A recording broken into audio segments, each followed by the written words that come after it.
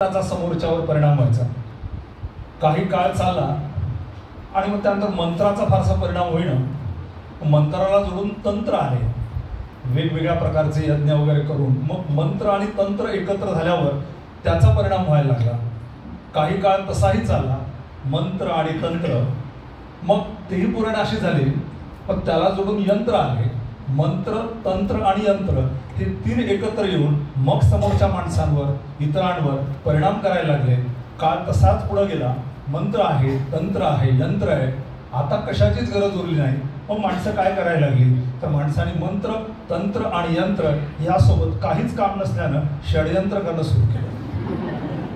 हे षडयंत्र कमी व्हावे आणि आयुष्यामध्ये कुठंतरी आत्मपरीक्षण करून समाजामध्ये माझं काही देणं लागतंय का, मी काही केलंय का, माझ्याकडनं काही शक्य आहे का, हे कळण्यासाठी, हे सांगण्यासाठी, हे ऐकण्यासाठी, या अनुभवाचं आपल्यावर परिणाम करून घेण्यासाठी गणेशोत्सव आणि व्याख्यानमाला आहे. मुळात गणेशाच्या या ओंकार रूपी स्वरूपामध्येच हे सगळं आहे. तुमच्या माझ्या आयुष्यामध्ये सकाळ, दुपार, संध्याकाळ, लहानपण, तरुणपण, म्हातारपण, भूतकाळ, वर्तमान काळ आणि भविष्यकाळ, आणि हे सगळं कुठं आहे? ओंकारामध्ये. ओंकार, त्यामधला ओम शब्द जर आपण नीट बघितला तर त्यामध्ये तीन वक्र रेषा आहे. एक मागावून पुढे येते आहे, भूतकाळ ते वर्तमान काळ. एक पुढून मागे जाते आहे, वर्तमान काळ ते भूतकाळ. आणि एक सरळ अशी वर्तमान काळ ते भविष्यकाळ. आयुष्यातले तीनही काळ एकत्रित साधणारा ओम आणि त्याच्या नावानं होणारा गणेशोत्सव. आणि त्या ओमच्या तीन वक्राकार रेषामध्ये एक अर्धचंद्र आहे. तो जो आड पडदा आहे तो आपल्या पुण्याचा पडदा आहे. आणि टिंब जे आहे ते अनंताचं आहे, ईश्वराचं आहे. हा पुण्याचा पडदा भरण्याचं काम आयुष्यभर जो करतो त्याला आयुष्यातला खरा आनंद मिळतो, त्याला खरं जगण्याचं स्वारस्य कळतं.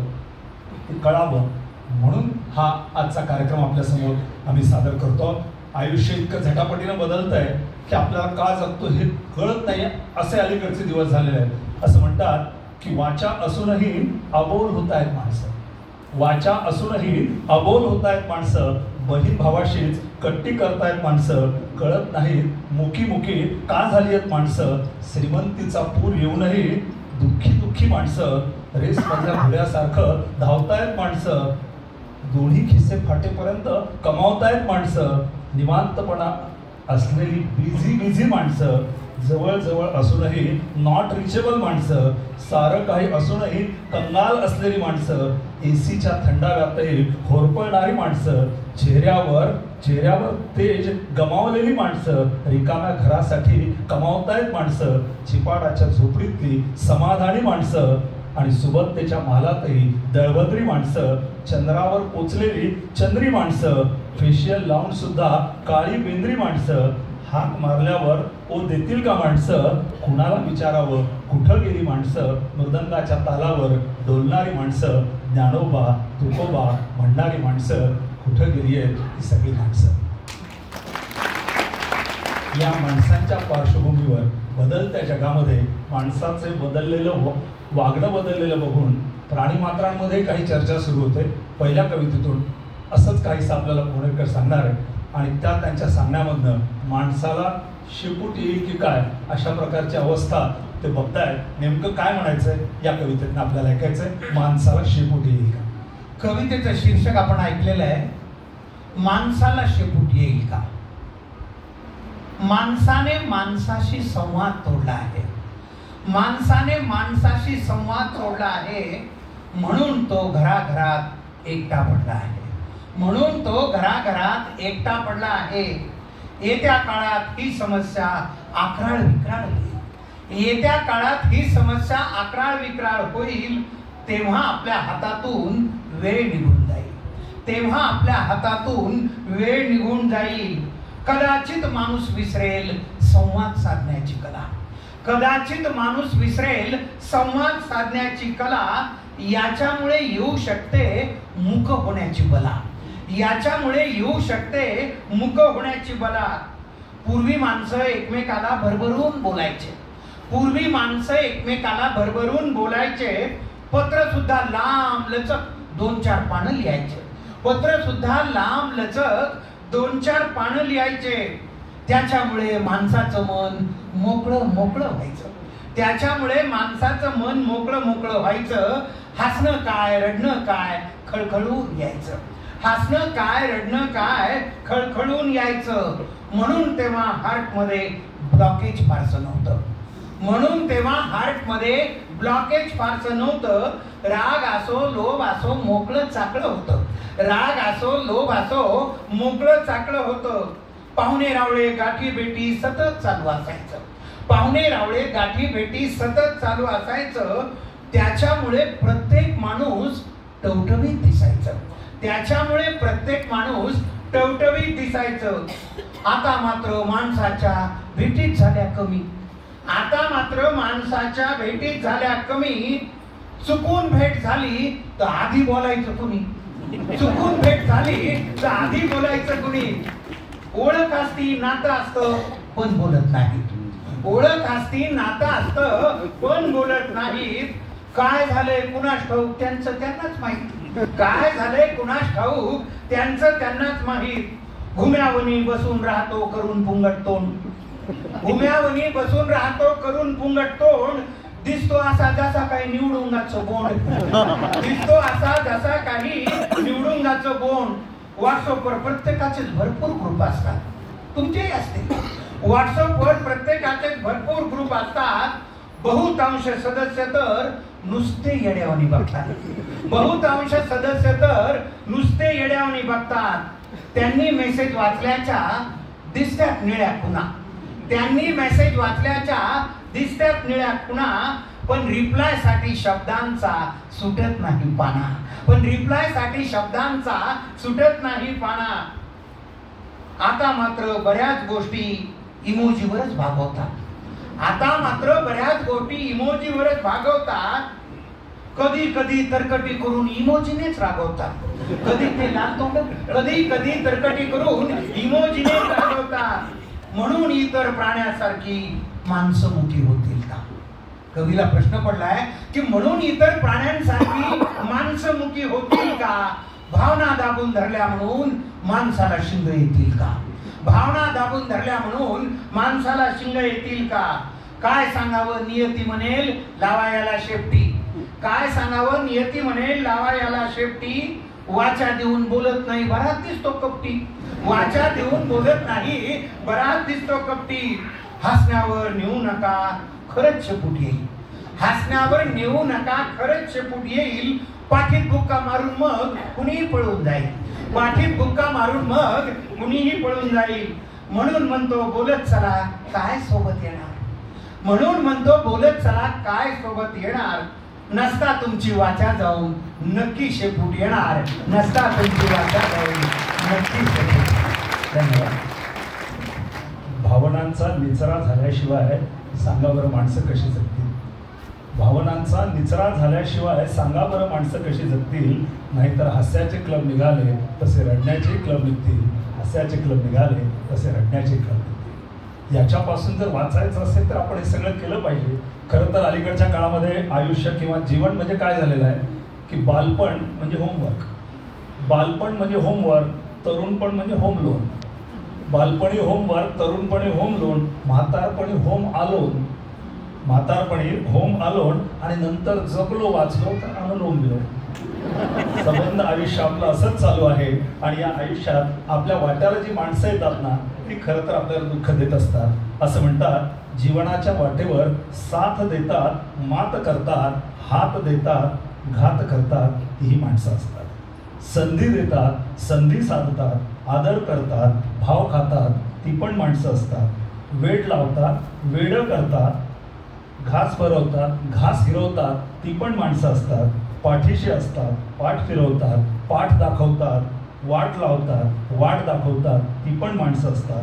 शब्द पाळतात, शब्द फिरवतात, गळ्यात पडतात, गळा कापतात तीही माणसं असतात. अशी अवतीभोवती आपल्या ही माणसं असतात. आणि या माणसाच्या दुनियेमध्ये आपल्याला जगायचं असतं. तेव्हा जगत असताना चित्र विचित्र प्रसंग आपल्या प्रत्येकाच्या वाट्याला येतात.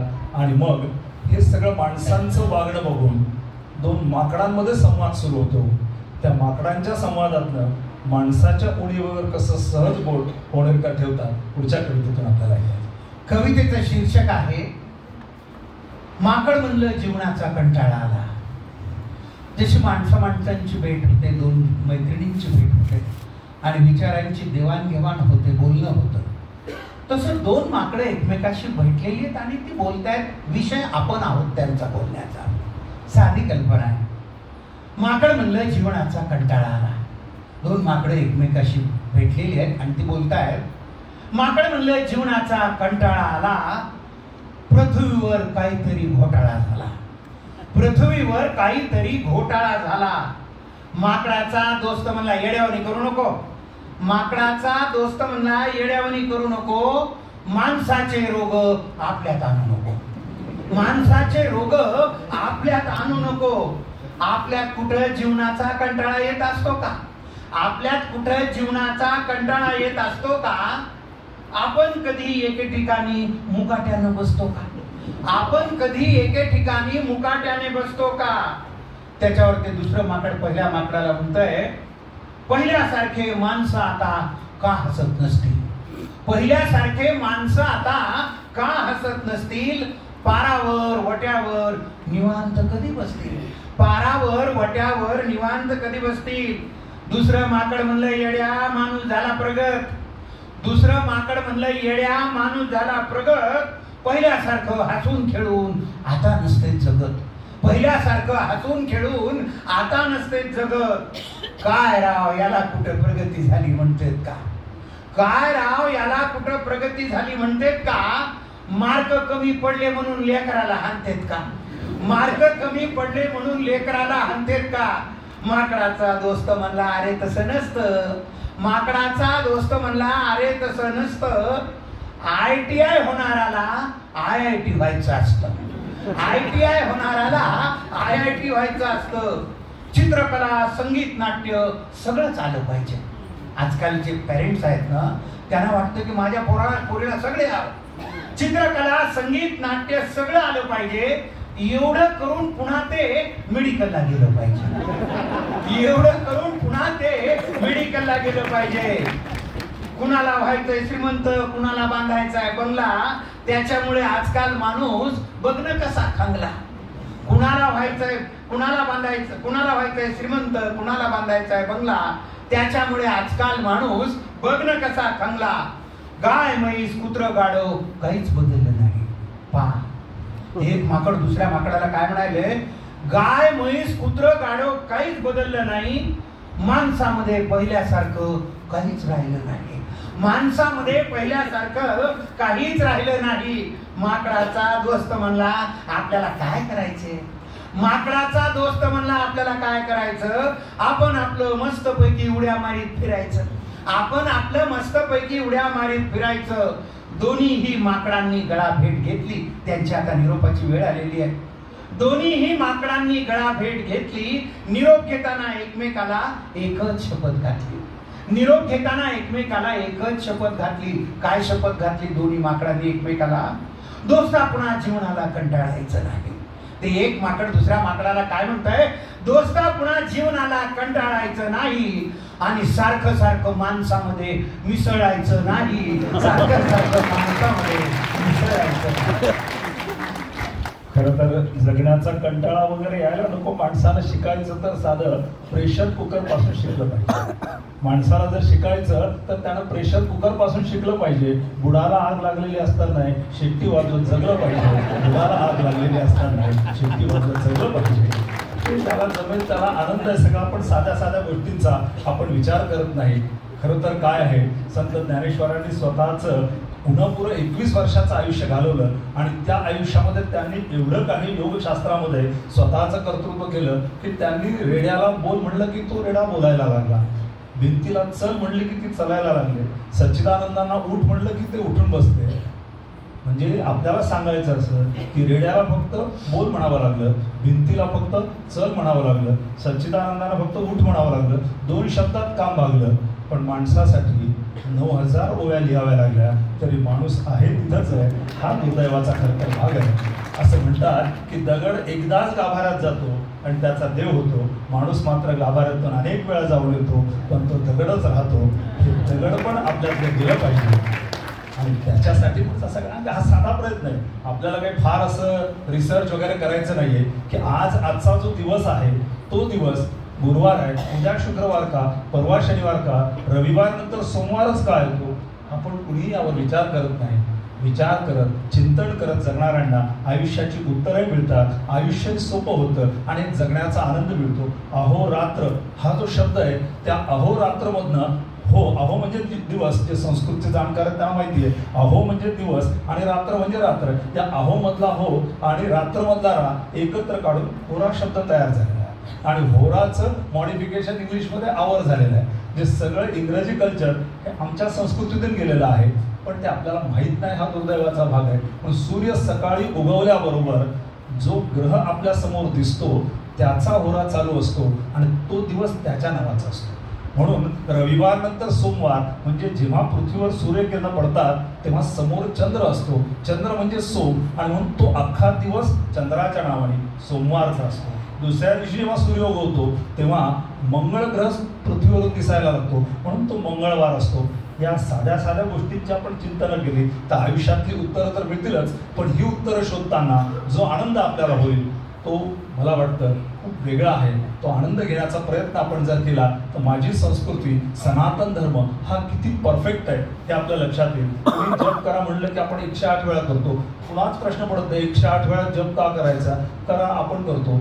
त्याचं साधं उत्तर विज्ञानावर आधारित आहे की पृथ्वी आणि सूर्यामधल्या अंतराला पृथ्वीच्या व्याजानं जर डिवाइड केलं आपण तर त्याचं उत्तर 108 येतं. किंवा चंद्र आणि पृथ्वीच्या अंतराला पृथ्वीच्या व्यासानं जर आपण डिवाइड केलं तर उत्तर 108 येतं. त्याला गॅलेक्टिक रेशो असं म्हणतात. गुगलवर सुद्धा हे उत्तर उपलब्ध आहे. आणि आपल्या संस्कृतीमध्ये सूर्य हा आत्म्याचा कारक आहे, चंद्र हा मनाचा कारक आहे. आणि म्हणून 108 वेळा आपण एखाद्या गोष्टीचा जप करत असताना किमान एखाद्या वेळी त्यांच्यामध्ये तादात्म्य पावण्याची शक्यता आहे. म्हणून 108 वेळा जप करायचा असतो.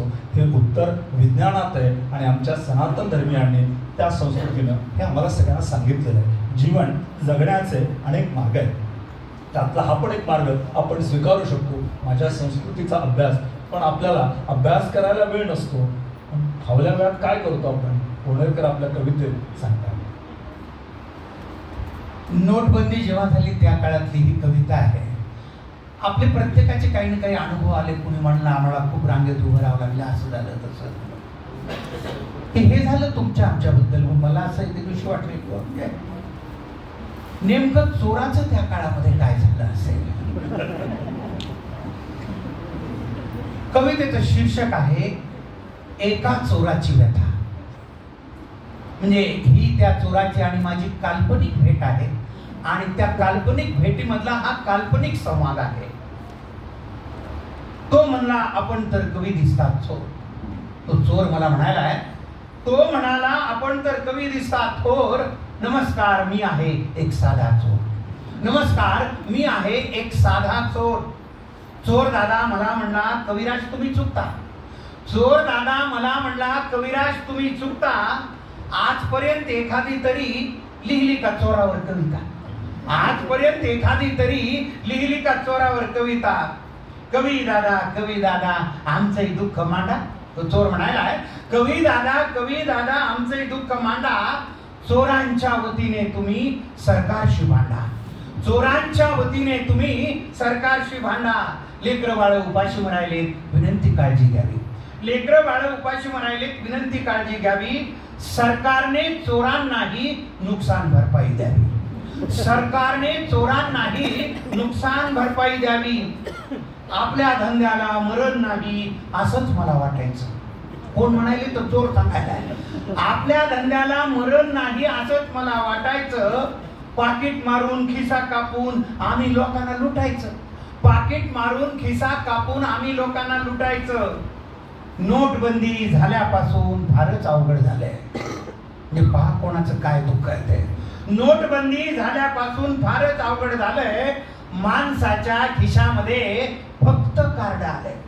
माणसाच्या खिशामध्ये फक्त कार्ड आले. ऑनलाईन पेमेंटमुळे पोट आमचं भरत नाही.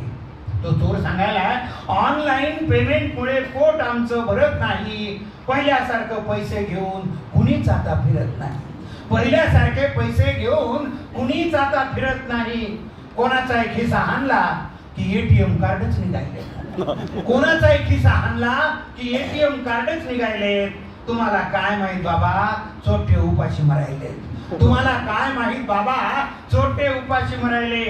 दनादन खरेदी करून नुसतं कार्ड फिरविते, दनादन खरेदी करून नुसतं कार्ड फिरविते. रुपया जरी नसला तरी IT मध्ये मिळविते, रुपया जरी नसला तरी IT मध्ये मिळविते. चोर म्हणला आम्ही सुद्धा इथिक्सने प्रॅक्टिस करतो. पहा, आपल्याला वाटतं की आम्हीच इमानदार, तसं नाही आहे.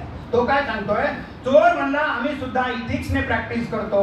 नॉन करप्ट माणसाला दुरूनच वंदन करतो, नॉन करप्ट माणसाला दुरूनच वंदन करतो. इमानदार माणसाच्या नादी कधीच लागत नाही. चोर सांगायला, इमानदार माणसाच्या नादी कधीच लागत नाही. किराण्याच्या यादीशिवाय हाती काहीच लागत नाही.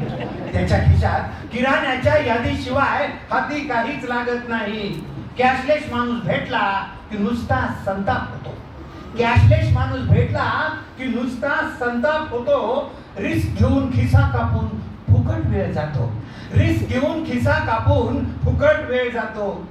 मंगळसूत्र चोरून सुद्धा हल्ली फायदा नाही. तो चोर सांगायला आहे, मंगळसूत्र चोरून सुद्धा हल्ली फायदा नाही. बेंटेक्स आणि 1 ग्रॅम शिवाय दागिनेच घालत नाही, बेंटेक्स आणि 1 ग्रॅम शिवाय दागिनेच घालत नाही. शेवटी तो चोर काय म्हणाला, चोर म्हणला चोरी करण्यात राम राहिला नाही, चोर म्हणला चोरी करण्यात राम राहिला नाही. माणसाच्या खिशात आता दाम राहिला नाही, माणसाच्या खिशात आता दाम राहिला. सामाजिक संदर्भात जसे पोणेकर कविता करतात तसे कौटुंबिक विषयावरही त्यांच्या अनेक कविता आहेत. आणि आमच्या मित्राला व्हायरल कवी असं म्हणतो की ज्याच्या फेसबुकवर आणि व्हॉट्सअपवर प्रचंड कविता व्हायरल झालेल्या आहेत. म्हणून एक जसं प्रत्येकाला पूर्वी एक टोपण नाव असायचं तसं हे व्हायरल कवी या नावाने आम्ही त्यांना संबोधतो. कौटुंबिक समस्या मांडताना तर आपल्यालाच आत्मपरीक्षण करायला भाग पडतं किंवा त्या कवितेत आपणच आपल्याला बघायला लागतो, अशी परिस्थिती येते. कारण अलीकडे सामाजिक संदर्भ, कौटुंबिक संदर्भ खूप बदललेले आहेत. पूर्वीच्या काळी म्हणे पुरुष यशस्वी झाल्याशिवाय यशस्वी पुरुषाच्या मागं, प्रत्येक यशस्वी पुरुषाच्या मागं स्त्री असायची. पण आता काळ बदलला आहे. आता पुरुष यशस्वी झाल्याशिवाय स्त्री त्याच्या मागच जात नाही. संदर्भ असे 180 बदलले असते. एक जण मला असं म्हटलं की म्हणे हे जे लग्न वगैरे लागतात त्या लग्नामध्ये त्या नवरदेवाला असं घोड्यावर का बसवतात. बहुतेक कदाचित पळून जाण्याची शेवटची संधी म्हणून घोड्यावर बसवत असावी. म्हटलं तिथपर्यंत ठीक आहे, काही जण पळून जात नाहीत. पण त्या मांडव जवळ आल्यावर त्या मांडवाच्या दाराशी अलीकडच्या काळात नवरदेव उतरून स्वतःच नाचायला लागतात. त्याच्या मागं काय कारण आहे.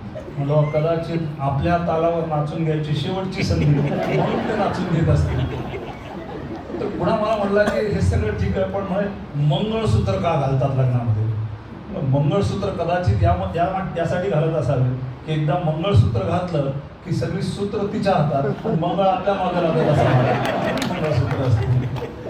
असे अनेक गोष्टी आहेत. आणि मग आयुष्यामध्ये हे लग्न झाल्यावरच्या ज्या काही गोष्टी आहेत, ज्या काही घटना आहेत, त्याचा एक खूप परिणाम आपल्या आयुष्यावर होतो. आपल्या आयुष्यावर लग्नाने केलेली ही एक गोष्ट आपल्याला यानंतरच्या कवितेतून बोलत असतात. कवितेचं शीर्षक आहे आकाबाई.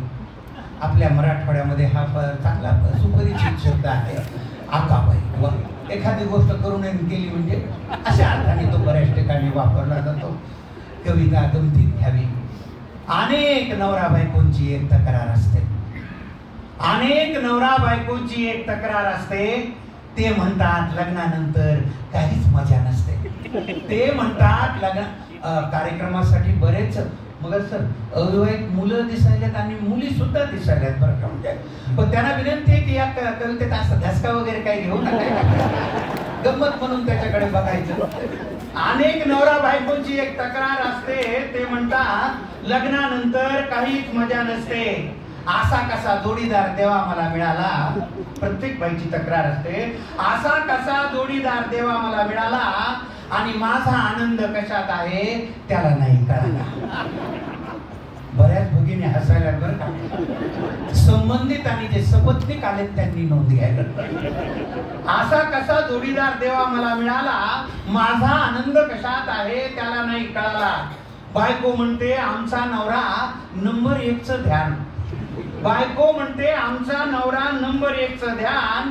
गबाळ्यासारखं राहते दिसून एका छान. गबाळ्यासारखं राहते दिसून एका छान. कुठेही जायचं म्हणलं की काळीच पॅन्ट घालते.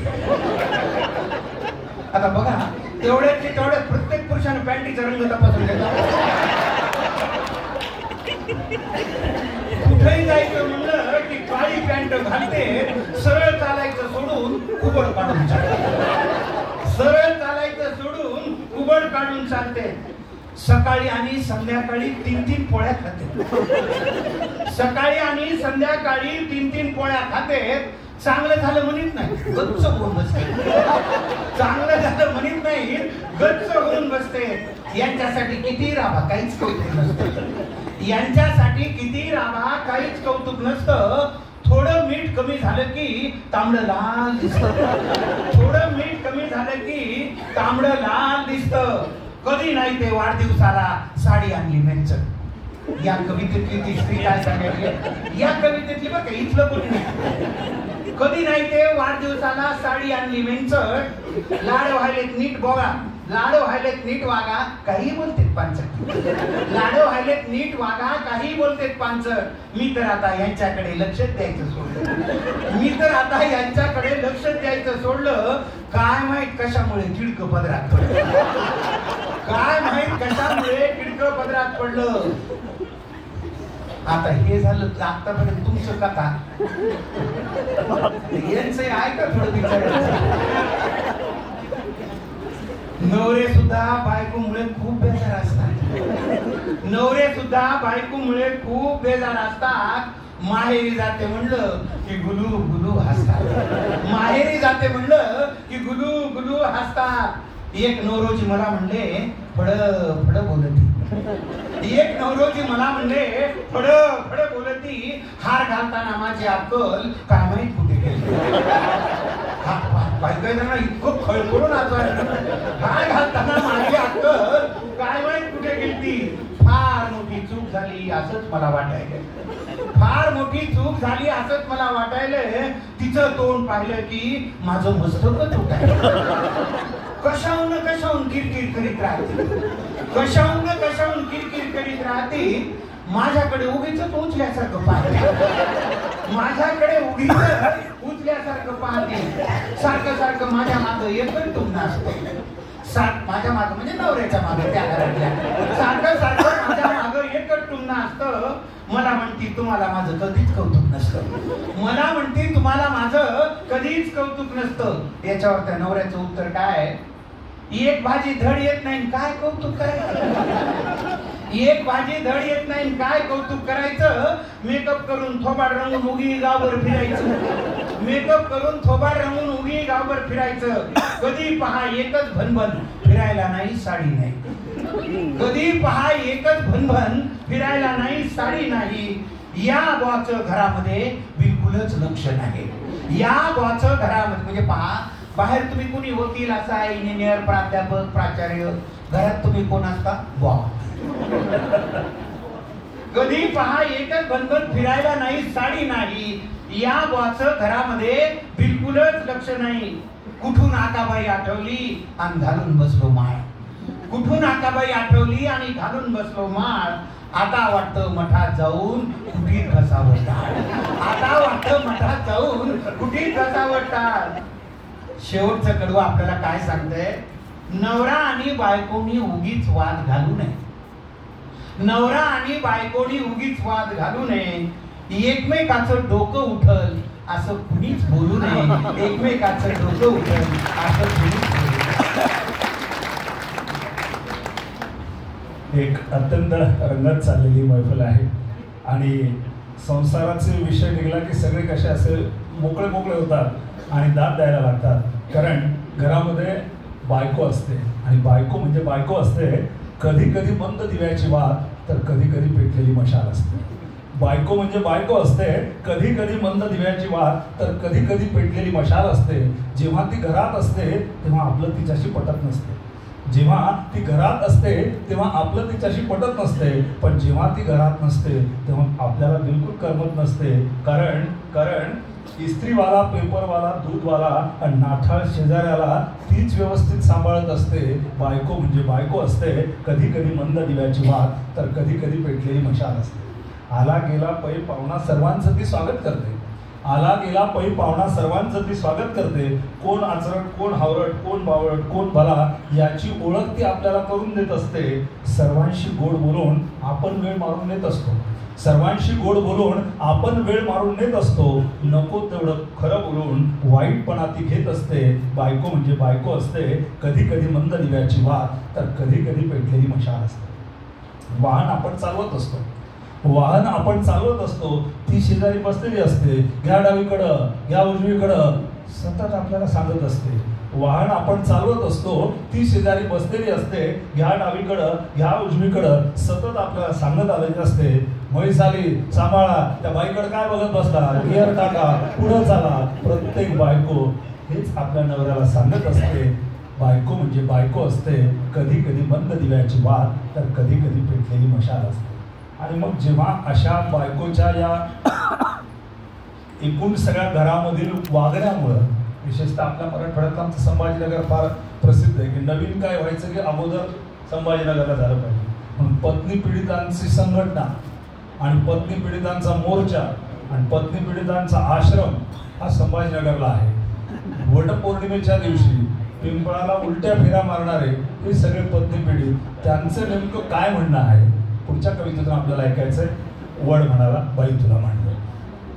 खरं म्हणजे इथे मध्ये येतानाच कोणतरी ती फरमाईश केली होती की आम्ही तुमची ती यूट्यूबवरती ऐकलेली आहे, त्यांच्यासाठी या मुद्दाम कविता जरी आपण ऐकली असली तरी कवितेचं शीर्षक आहे वड म्हणला बाई तुला दोन्ही हात जोडले.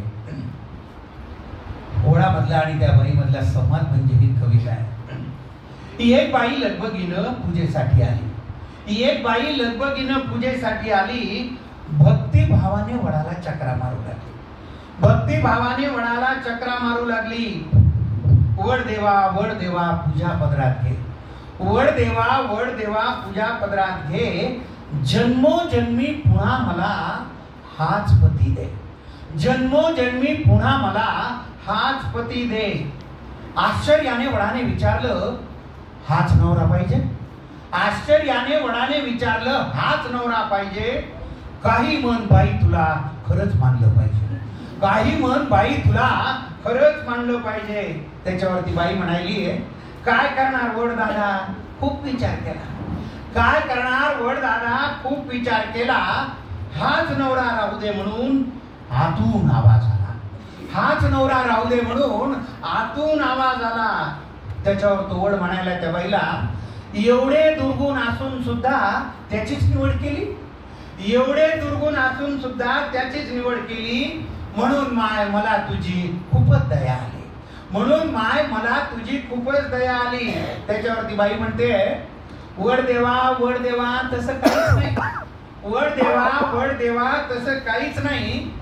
असं नाही की आमचं बिलकुलच पटत नाही. असं नाही की आमचं बिलकुलच पटत नाही. दुसरा नवरा मागायचा मीही विचार केला. आधुनिक स्त्री त्या विचाराने प्रामाणिकपणे सांगून टाकलं. दुसरा नवरा मागायचा मी विचार केला, पण कल्पनेनंच माझा जीव कासावीस झाला. पण कल्पनेनंच माझा जीव कासावीस झाला. जास्तच बिलिंदर निघाल्यावर मग काय करायचं. जास्तच बिलिंदर निघाल्यावर मग काय करायचं. म्हणून म्हणलं याच्यासाठीच वडाभोवती फिरायचं. म्हणून म्हणलं याच्यासाठीच वडाभोवती फिरायचं. तुम्हाला तर माहिती आहे देवा मी काही कमी नाही. बाई म्हणाले त्या वडाला तुम्हाला तर माहिती आहे देवा मी काही कमी नाही. बिचाऱ्याच्या डोक्याला केस सुद्धा ठेवला नाही. बिचाऱ्याच्या डोक्याला केस सुद्धा ठेवला नाही. अधून मधून गुरगुर करत मी थोडंच ऐकते. अधून मधून गुरगुर करत मी थोडंच ऐकते. एका कानानं ऐकून दुसऱ्यानं सोडून देते. एका कानाने ऐकून दुसऱ्याने सोडून देते. माझी आई मला म्हणली नवरा बदलायचा नाही. पहा म्हणजे ते आतून आलेला आवाज कुठून आलेला होता. या आवाजानं फार वाटोळ केलंय सध्या. म्हणजे आपल्या पोरापोरींचे पालकांना लग्न कसे जमतील ही जेवढी चिंता आहे त्याच्यापेक्षा दुप्पट चिंता ही आहे की लग्न टिकतील का नाही. आणि त्याच्यामध्ये या आतल्या आवाजाचा फार मोठा रोल आहे. माझी आई मला म्हणली नवरा बदलायचा नाही, एवढा बावळट माणूस तुला कधीच मिळायचा. काय औचित्य पहा, एवढा बावळट माणूस तुला कधीच मिळायचा नाही. तुम्हीच सांगा वडदादा आईचं मन मोडू का. तुम्हीच सांगा वडदादा आईचं मन मोडू का. नशिबाने मिळालेलं चांगलं माणूस सोडू का. नशिबाने मिळालेलं चांगलं माणूस सोडू का. वयोवृद्ध झाडाने पण गडगडाटी हास्य केले. वयोवृद्ध झाडाने पण गडगडाटी हास्य केले. वड म्हणला बाई तुला दोन्ही हात जोडले. वड म्हणला बाई तुला दोन्ही हात जोडली. शेवटी तो वड काय म्हणतोय त्या चार ओळी आपल्याला काय संदेश देत आहे. न विसरता दरवर्षी पूजेसाठी येत जा. न विसरता दरवर्षी पूजेसाठी येत जा आणि झाडांसाठी आयुष्यातला थोडा वेळ देत जा. झाडांसाठी आयुष्यातला थोडा वेळ देत जा. खरं तर प्रत्येक सणामागं उत्सवामागं काहीतरी उद्देश आहे. आणि आपण काय करतो त्या कथेमध्ये अडकून जातो. तर पहिल्या पायरीवर जातो, दुसऱ्या पायरीवर जात नाही, तिसऱ्या पायरीवर जात नाही, चौथी पायरी तर आपल्यापासून फार दूर आहे. कुठलाही उत्सव असो आपण किती सीमित राहतोय सांगताना कबीर असं म्हणतात की पहिला राम दशरथ का बेटा. आपल्याला तेवढीच माहिती. पहिला राम दशरथ का बेटा, दूजा राम घट घट में बैठा. पहिला राम दशरथ का बेटा, दूजा राम घट घट में बैठा. तीजा राम जगत पसारा, चौथा राम जगत से न्यारा. हा चौथा राम ज्यांना कळतो त्यांना खऱ्या अर्थात रामायण कळतं. कथेमध्ये अडकून बसतो आणि त्या कथेच्या पुढे जात नाही. हा खरं तर दैवदुर्विलास आहे. हा सगळ्या समस्येचा भाग आहे. आणि मग कुटुंबामध्ये आपण जेव्हा समस्यामध्ये गुंतून जातो तेव्हा काही काही उलगडे व्हायला लागतात. मला एक जण म्हणला की म्हणजे बायकोला इंग्रजीमध्ये वाईफच का म्हणतात, WIFE. म्हणलं कदाचित त्या WIFE हे शॉर्ट फॉर्म असेल. म्हणजे कशाचं. W म्हणजे विदाऊट, I म्हणजे इंटिमेट, F म्हणजे फायटिंग आणि E म्हणजे every time. Without intimation, fighting every time, wife. तो म्हणला वाईफ ठीक आहे, हजबंड पुढं कुठून आणलं म्हणून लग्न झाल्यानंतर ती हसत असते याचा बँड वाजवते म्हणून हजबँड असा काहीतरी शब्द आला असावा. पण ह्या हजबंड आणि वाईफचं या नात्यामुळे नेमकं काय होतं संसारामध्ये एक उत्तम असं या ठिकाणी आमच्या कविताने शब्दबद्ध केलं आहे. गुरुवारचा दिवस आहे आणि अशी प्रासादिक पंचपदीची चाल देऊन या पुरुषाचं गाऱ्हाणं त्यांनी यानंतर या कवितेत म्हणलं. एक विडंबन आहे